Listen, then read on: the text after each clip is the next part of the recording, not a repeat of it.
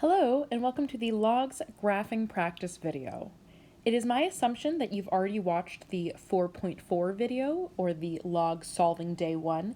In that video, I go over the parent graph for log base 2 of x. So it is my assumption that you already know the parent table and the parent graph.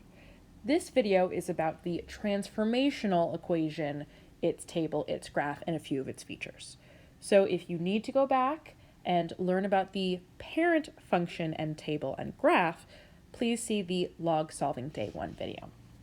So for the transformational form, we will have f of x is equal to a times log base 2 of b times x minus h plus k. In this case, a, b, h, and k are all still values that transform as they do any of our other functions. I'm going to recap that very quickly here. If you feel like you already know your transformations, feel free to skip ahead a few minutes. So in this case, our a value is going to be our vertical stretch or reflection, stretch or compression. If a is negative, then there is a reflection, specifically over the x-axis. The b value inside of the function is going to be your horizontal stretch or compression.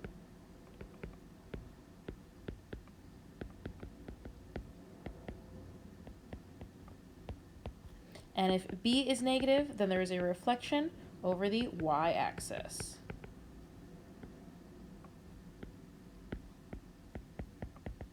Now, remember for your b value, this is the one we're not a huge fan of. That's because we're always going to multiply by 1 over the b value. So keep that in mind. The h here is going to be our horizontal shift, left or right. I'm just going to write that as h shift.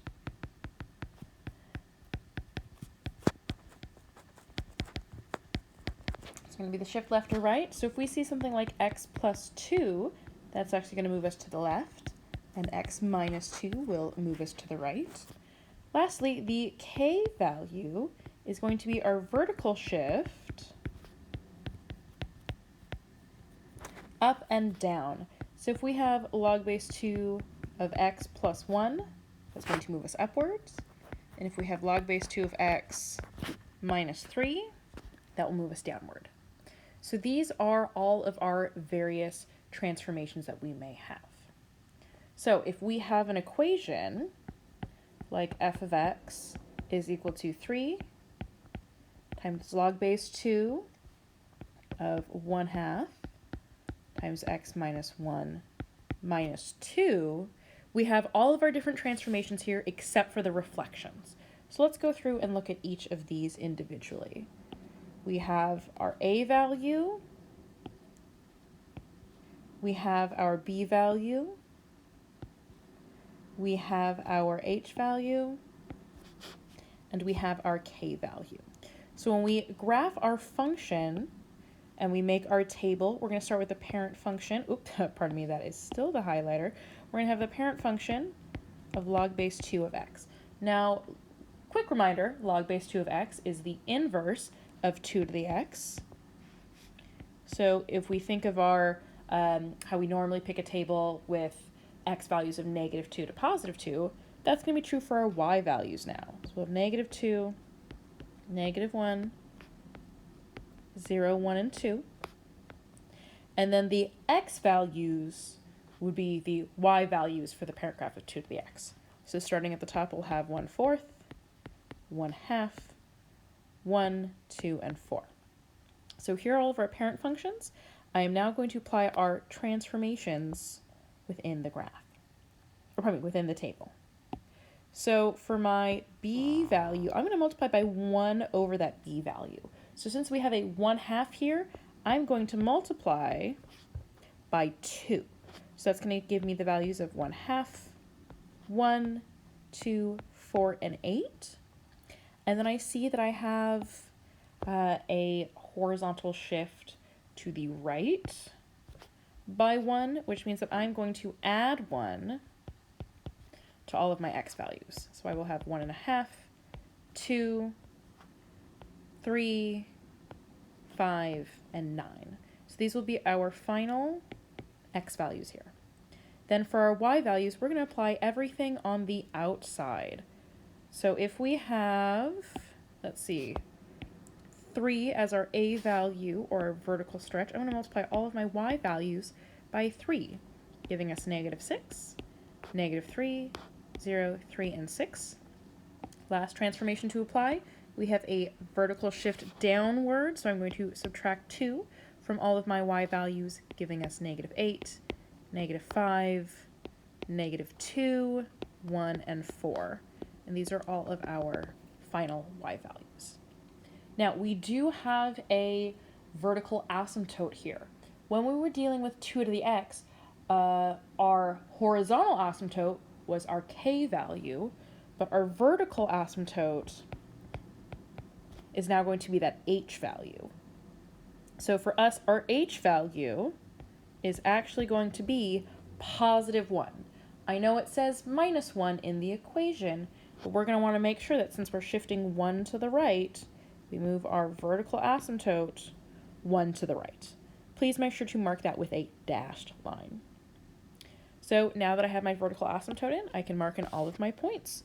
So I'm going to have 1.5, -8. We'll have 2, -5. 3, -2. 5, 1. And 9, 4. We connect our points, it'll look something like this, where we just get larger and larger and larger. So this is an example of our graph. Before we're done with this video, I want to make sure we get a few of our features down as well. So for the features that we want to list, first let's talk about that vertical asymptote. Again, that's just whatever your horizontal shift is. In this case, we moved 1 unit to the right. So our vertical asymptote is x is equal to 1. So let me highlight that for you. There we are. So that's our vertical asymptote. That's our shift. Next, we'll have our domain and range. Our domain here, in this specific case, will be from our vertical asymptote to infinity. So that's going to be from 1 to infinity. And our range for log base 2 of x is always going to be everything, positive infinity to negative infinity. We're always pointing up, we're always pointing down. Our last feature is going to be the long run behavior.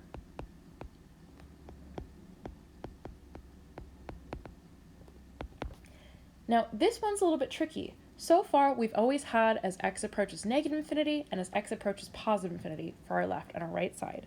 But the problem is here, if I look specifically at this left side, it's not going towards negative infinity, it's going towards this asymptote of 1. So when we write our long run behavior, we're actually going to say as x approaches 1, since that's our left side, f of x will approach negative infinity, since it's pointed downward. And then the other side here, that's still just moving all the way to the right. That's moving to positive infinity. So as x approaches positive infinity, f of x approaches positive infinity.